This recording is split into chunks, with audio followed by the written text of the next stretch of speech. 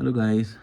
मैंने पिछले वीडियोस में बताया था कि मैंने जो फ्लिपकार्ट से एक टीवी ख़रीदा था तोशिबा का सितंबर लास्ट वीक में, और उसका इंस्टॉलेशन जो है 1 या 2 अक्टूबर को जो टेक्नीशियन करने आए थे उन्होंने वो पीस डैमेज कर दिया था इंस्टॉलेशन के टाइम पे।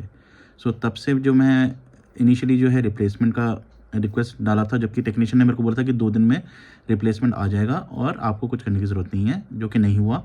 पर विदिन 7 या 10 डेज़ का भी जो भी टाइम फ्रेम होता है जब आप रिप्लेसमेंट की रिक्वेस्ट डाल सकते हो फ्लिपकार्ट के साथ, वो मैंने डाल दी थी कि I am looking for a replacement because ये टेक्नीशियन ने डैमेज कर दिया। इनिशियली फ्लिपकार्ट की जो टीम है ना, बिना टिकट पढ़े हुए उसको बार बार क्लोज कर दे रही थी रिक्वेस्ट को कि ये ओपन बॉक्स डिलीवरी थी और the product has been delivered in a good condition. वो उसको टिकट को क्लोज कर दे रहे थे, जबकि इशू ये था कि डिलीवरी का इशू नहीं था, वो इंस्टॉलेशन का इशू था जहाँ पे टेक्नीशियन की गलती थी।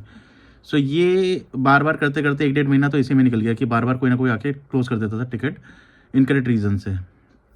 फाइनली मेरे को सोशल मीडिया में डालना पड़ा। मैं ट्विटर यूज़ कर लेता हूँ या एक्स बोलते हैं जिसको। उससे भी काफ़ी बेनिफिट मिलता है क्योंकि वहाँ पे भी रिस्पांस आ जाता है, क्योंकि वहाँ पे मास ऑडियंसेस होती हैं जो देखती हैं कि हाँ ये कंपनी के कस्टमर्स क्या फ़ील कर रहे हैं या कैसा फीडबैक आ रहा है। शायद उसके हिसाब से कंपनीज जो होती हैं वो उस पर एक्शन भी उसी हिसाब से लेती हैं, क्विक एक्शन होते हैं ज़्यादातर। वो जो सोशल मीडिया टीम थी वो मेरे को कॉन्टैक्ट करने लगी डेली बेसिस पे कि हमने जो है रिस्पेक्टिव टीम को ये एस्केलेट कर दिया, और डेली मेरे को यही अपडेट आता था कि प्लीज़ वेट फॉर 24 आवर्स और we will get back to an update with an update. Daily यही चलता रहा काफ़ी टाइम तक। जब 2 ढाई महीने होने लगे थे तो मेरे को पहले भी मैं सोचा था एस्केलेट करूँ फर्दर या ना करूँ। फ्लिपकार्ट इतना पुराना नोन ब्रांड है, एक डेकेड से मैं इससे परचेज़ कर रहा हूँ।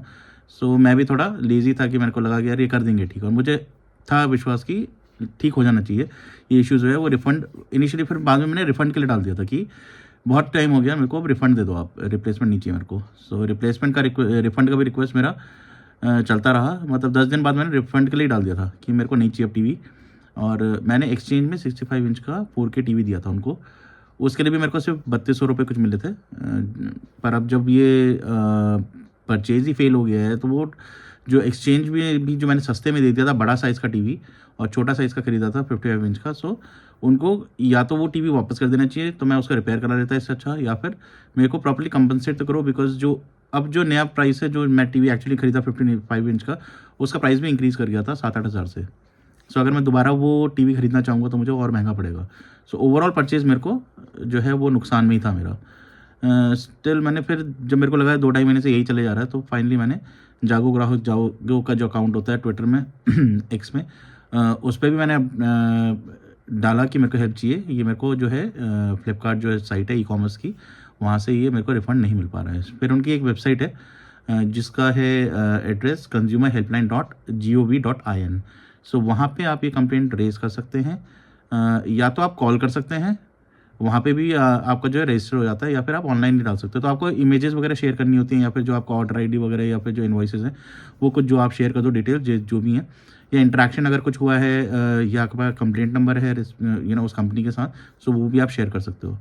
वो मैंने किया था, और मेरे को कॉल भी आया था वहाँ से कंज्यूमर हेल्पलाइन से कि ये आपका टिकट है और ये हमने फॉरवर्ड कर दिया है जो आपकी कंसर्न कंपनी है उनको, और वहाँ से हम रिवर्ट का वेट कर रहे हैं। अब मैं देख पा रहा हूँ कि आज मेरे को अपडेट मिला है। अब मेरा इशू तो रिजॉल्व कर दिया फ्लिपकार्ट की टीम ने। कल मेरे को कॉल आया था कि आपका मेरा टीवी भी पिकअप हो गया है, और जो सेलर ने है रिफ़ंड भी इशू कर दिया है। मेरे को एक्सचेंज का जो प्राइस था उसका 3250 वो भी मिल गया एज ए गिफ्ट कार्ड, और एडिशनल 500 रुपीज़ दिए उन्होंने कि आपने इतना डिले जो हमारी तरफ से हुआ उसका as a token of apology 500 रुपये का उन्होंने गिफ्ट कार्ड और दिया है। ये चीज़ तो हो गया सॉर्ट आउट। बाकी मेरे को आज अपडेट कंज्यूमर हेल्पलाइन से भी आ गया है, जहाँ पे मैं देख पा रहा हूँ कि इन्होंने उसी दिन फ्लिपकार्ट की कंपनी को ये मेरा जो टिकट था वो डिटेल्स शेयर कर दी थी। यानी कि ये काफ़ी मतलब ये वेबसाइट काम करती है। मतलब अगर आप ऐसे इश्यूज़ फेस कर रहे हैं किसी के साथ, ई-कॉम या कोई भी अदर डिपार्टमेंट, या मेरे ख्याल से काफ़ी चीज़ें उसमें लिस्टेड हैं, जैसा आपका इशू है वैसे आप रेज़ कर सकते हो, और ये कंज्यूमर्स को हेल्प करती है ये वेबसाइट जो है, या फिर उनकी जो टीम है। अब मैं देख पा रहा हूँ कि फ्लिपकार्ट से उसी दिन 2-2.5 घंटे बाद रिवर्ट भी आ गया था उनको कि we will revert on it. और अब फाइनली आज मैं देख पा रहा हूँ कि फ्लिपकार्ट की तरफ से फिर से एक अपडेट आया उनकी वेबसाइट में कि ये सॉरी मांग रखा उन्होंने, और हमने रिफ़ंड इशू कर दिया सेलर ने, और ये गिफ्ट कार्ड की तौर पे उन्होंने जो मेरा एक्सचेंज जो मैंने टीवी दिया था एक्सचेंज के लिए, उसका भी उन्होंने गिफ्ट कार्ड के तौर पे वो अमाउंट इशू कर दिया है और अपनी तरफ से फिर ये स्टेटस एज अ क्लोज दिखा रहा है। सो मेरे हिसाब से मेरे को लगता है कि कंटिन्यूस चेजर तो थे मेरी तरफ से, वो काफ़ी डिले मतलब टाले जा रहे थे, और मेरे ख्याल से अब ये वेबसाइट पे अगर मैंने इशू रेज़ किया है, सो इनकी तरफ से ही प्रेशर आता है मेरे ख्याल से। अगर ये कंज्यूमर हेल्पलाइन है, अगर यहाँ से जाता है तो मेरे ख्याल से वो लोग इसको भी एक्नॉलेज करते हैं, और सिंस उन्होंने वो जो अपडेट है यहाँ पे भी पेश किया है इन्होंने, यानी ये टीम भी चेज़ करती है आपके बिहाफ पे, कंज्यूमर के बिहाफ पे, और फ्री ऑफ कॉस्ट है, मेरे को कोई पैसा नहीं देना पड़ा इनको।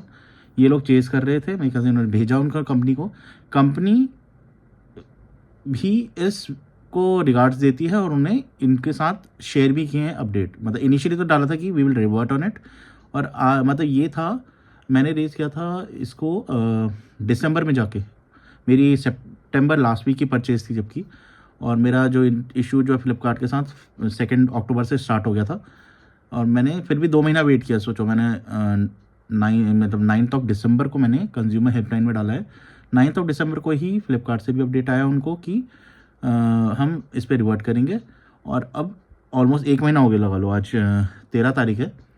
सो 9 दिसंबर के बाद 1 महीने बाद फिर भी उन्होंने मतलब वहाँ पे उस वेबसाइट पे अपना अपडेट शेयर किया है। मतलब ये वेबसाइट जेन्युइन है।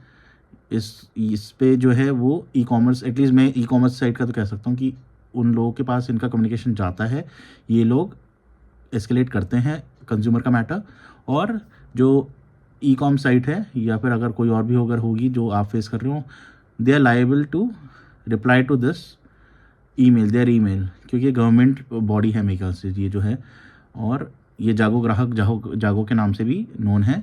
इसका ट्विटर एक्स पे भी अकाउंट है।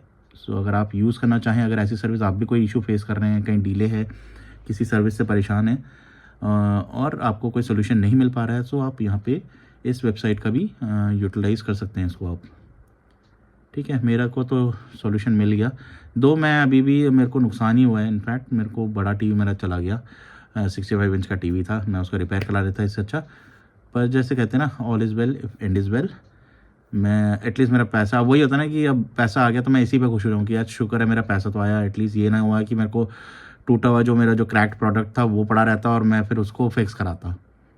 अब उसका डिस्प्ले का ठीक कराने का पता नहीं कितना पैसा लगता, पर अगर वो फ्लिपकार्ट टालता चले जाता तो वो होता है ना, कस्टमर एंड में परेशान हो जाता है या क्या एक्शन लेता है। कई बार होता है ना, आपने देखा होगा कि लोग नई गाड़ी खरीदते हैं और वो पहले दिन ही ख़राब हो जाती है, जब वो रिपेयर नहीं कर पाती सर्विस कार सर्विस वाले, तो वो कई बार वो गाड़ी वहाँ जाके जला देते हैं या ठोक देते हैं या फोड़ देते हैं, अपना और नुकसान करा देते हैं। पर यह है कि वो इतना फ्रस्ट्रेटेड हो जाते हैं।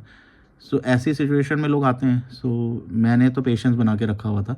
मेरे को कईयों ने बोला था और ऊंचे लेवल पे एस्केलेट करो। ज़्यादा सा मैंने क्या किया था, एक्स में इनका जो सीईओ है उनको मैं मार्क करता रहा, लगातार करता रहा, पर मुझे नहीं लगता वो किसी काम के थे। वो एक्नॉलेज नहीं करते, ना रिस्पॉन्स देते हैं, और मेरे ख्याल से पता नहीं वो एक्स यूज़ ज़्यादा करते भी कि नहीं करते।